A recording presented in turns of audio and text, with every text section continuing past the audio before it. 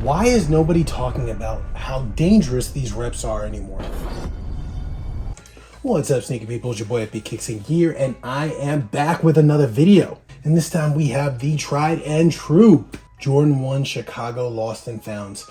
The more I do the videos on this shoe in particular, the more I question what goes on with these replica manufacturers, because I don't think there has been any shoe that I've seen that has released in the past year or ever actually when it comes to reps that has gone through as many updates to make a shoe as accurate as possible as the Lost and Found Jordan 1. And you guys know I've done a ton of videos in the past on this, especially my legit check guides, talking about the different things that you can hone in on that immediately signals a replica pair. And things have developed over time since these released, and we are knocking on the year anniversary of when these dropped first, and they are so close to giving me less things to talk about. So close. And I'm gonna show you guys how this legit check has changed over time.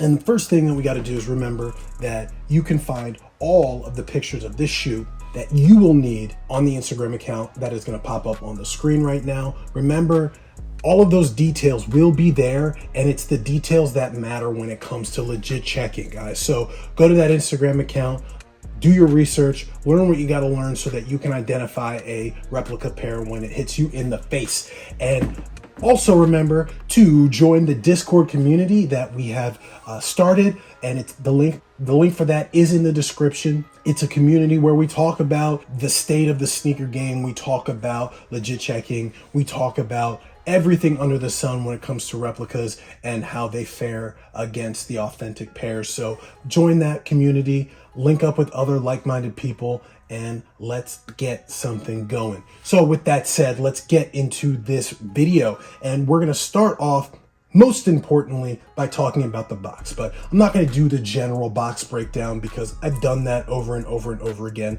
The only thing that really matters on this box when it comes to the Lost and Founds from a legit checking perspective is this sales sticker. And I'm going to compare them and tell you what to look for and how these have changed so that they look more like the authentic pair. So when it comes to this sales sticker, it looks pretty innocuous, nothing too crazy going on. It looks just like a sticker, just like a gimmick that Nike likes to do.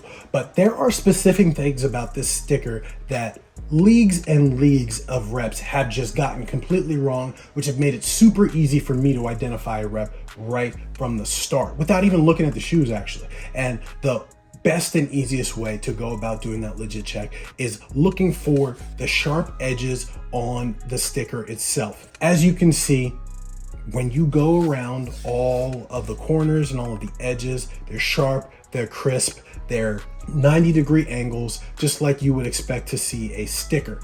Well, reps for the longest time seems like they just didn't care about that, the sharpness of the edges, because you would see reps that have rounded edges, smooth curves. It made it super easy for me to see. In addition to that, you could see that there's always a color difference. While the authentic sticker is a bright yellow, almost like a lemon yellow, if that makes sense, the reps always had this almost like a taxi colored yellow. And that always made them very easy to identify. But when we look here at this one, what's the first thing that we notice? We see the sharp edges, we see the sharp corners, we see the 90-degree angles. This does not happen often. I have seen maybe one or two other reps that have done this, but the difference is that they had the color of the sticker completely wrong, and these are not. While the authentic pair is definitely a little bit more pale in comparison, you do have that bright lemon yellow coming through. You have the replica on the right and the authentic box on the left. You can see side by side that color is super close. The only real distinguishing factor between the two is the slight difference in color, but also the boldness of the sale text on the fake sneaker. It looks like it's just darker and more bold than on the authentic pair. But this is arguably the closest sale sticker that I have ever seen. If I saw this out in the wild, I would probably have to pull out my authentic pair just so that I could reference it to see that this is just slightly off. But this is the closest that I've ever seen the sale sticker. So you guys should be worried. You should be worried because this is hard to tell. After the box, the next thing that we focus on is the Sandy Bros receipt. Mine's got a little bit bent in the box, but this is the authentic receipt. Notice the different weight of all of the text. This was meant to mimic handwriting, right? And you can see the Paul L is a different weight than the 830-86, which is a different weight from the body of the thing, and then the signature at the bottom. It was meant to replicate human text, like as if they were creating a triplicate receipt. And the rep does actually a really good job of replicating that text. It's thin where it's supposed to be, it's thick where it's supposed to be. The only difference, the biggest difference that I can tell between the authentic one and the rep is that the rep just overall looks a lot more washed out than the authentic pair. You can see that color difference pretty easily in the camera, and that will be the easiest thing to tell. Who's to say that the authentic receipt couldn't look like this after a certain period of time? But as of now, the rep just looks older than the authentic one. But with all that said, let's get into the shoes. So here we have the shoes, the authentic pair on the left and the rep on the right. And let's do a quick 360 of the rep so that you can get a good look at it. Again, focus on the details because that's what matters.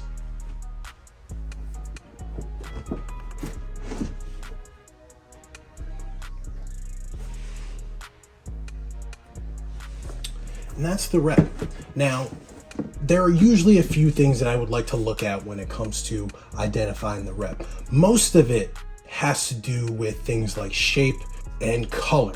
And it always settles on a few very small aspects of the shoe. The first thing, first and foremost, we know we have to check our A-trick. And if you have been watching all of my other videos, you know that the A-trick is when you look at the back of the Nike AirTag on the tongue and you zoom in on that A in China right here, you see that there is a sharp little point of thread above the A, and it's on both shoes.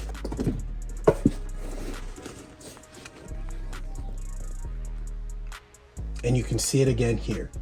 When these initially came out, doing my research like I usually do for these, I found that that A was on every single authentic pair that I had.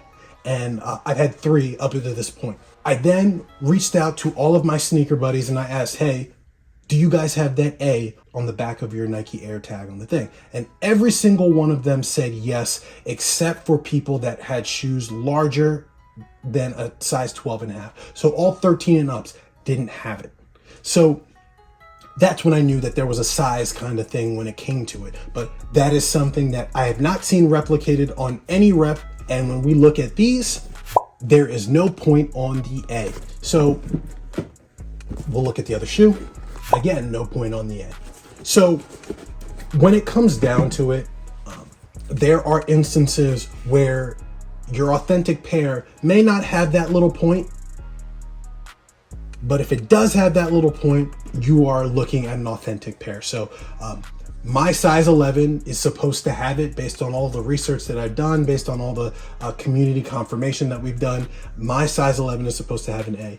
This rep, just like every other rep, doesn't have it. Now, is that a huge tell? No, it's not. You would actually have to get the shoe and be able to look behind that tag to see that A.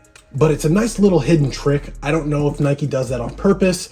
I don't know if that's a manufacturing kind of thing as a result of how they sew these things up, but it's there. It's a legit checking tool. Use it. Use it, use it, use it. If you have a size 13 and up, you're in luck because there are less reps made of those larger shoes anyway. But from there is something that is a little bit less subtle that you're able to see. Still pretty subtle, but a little bit less subtle when it comes to being able to legit check these. When you look at the tongue, you can see that the tongue isn't white, obviously. It is almost a off-white kind of almost like an exposed foam kind of color. Like whatever this nylon is underneath of it is an exposed kind of foam, and you can kind of see it here. And that foam peeks out in color through the tongue itself. And you can see that it's got this tan-ish kind of color because of that. And when you look at the tongue liner, it is not pure white, but it almost looks a little bit aged, and it looks a little bit like an off-white kind of color.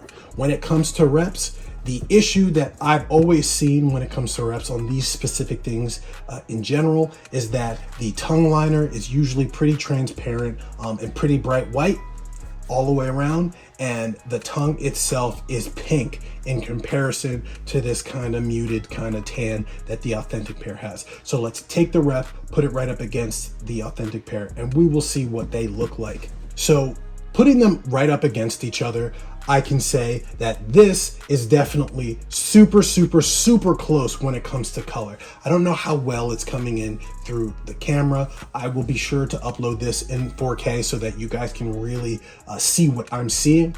But it does come off as a little bit pinker than the Authentic pair. And maybe I can put them side by side. It's super subtle, it's super light, but it does come off as being a little bit pinker than the Authentic pair. But really, really, really close. The liner around the tongue is damn near identical. Usually you see reps have the sock liner be a little bit transparent, so you can see the foam underneath, and it's also bringing like a pink color to what should be a aged off-white liner, and this has the exact same liner. This is arguably the best tongue that I've seen on a rep so far, the closest to retail in my opinion. Still a little bit pink. If you have an Authentic pair, you should be able to compare them side by side and see that pink fleshy color compared to the Authentic pair, but it is very, very close. You guys have to pay attention to the details like I keep telling y'all. From there, let's take a look at the black sock liner. Because this is probably a dyed material, the black sock liner tends to be a little bit bluer than it is black like the Authentic pair. But when we compare them side by side, you do kind of see a little bit of that going on. Very, very slight. It's just a little bit colder on the rep pair, but very, very, very, very, very close. The materials feel exactly the same, and it's the same level of padding. When you flip them over and you look at the shape, you can see that the Authentic pair looks super wide in comparison to the rep. It's a lot wider than the rep. The rep is definitely slimmer and taller, although there is varying shapes that you can see on Authentic pairs as well, because they were made in 2 or 3 different factories. So that's another thing that you have to keep in mind, because a lot of that stuff can vary. The next thing you'll probably notice is that there's a slight difference in color when it comes to the red. Fun fact, if you guys don't know, the red on these uppers are an unsealed dyed leather, meaning that this is red dye that can come off if you wipe it with something wet. If you're using a rag or something like that, this will bleed onto the Authentic pair. So because of the nature of that shoe, there is definitely color differences between Authentic pairs. But one thing that I will point out is that the type of red that is on the rep is a little bit more crimson than the bright like team red that is on the Authentic pair, but still very, very, very close. When you flip to the bottom, it's more or less the same. I've had people tell me that the pattern, this aged pattern on the outsole, is supposed to be the same on every pair of shoes. That's bullshit. I've had 3 Authentic pairs and they don't match at all. So that means that the rep pair can look as different as it wants, and still you won't have an indication of whether it's authentic or not. Outside of that, if I wanted to really be nitpicky, I could point to slight shape differences. The toe box of the rep is a little bit taller and a little bit stubbier than the Authentic on the top, but the materials are identical. They found some way to match that cracked white leather. Obviously, there's varying degrees of how cracked that leather can be, but it's the same identical type of leather. Same thing for the black. Obviously, there's varying degrees of cracking on the black leather as well. One thing that I do notice slightly is a slight difference in color between the whites of each shoe. It's very slight, and it has to do with brightness as opposed to anything, but you can see that. The Wings logo on the Rep also seems to be a little bit more bulbous than the Wings logo on the Authentic pair.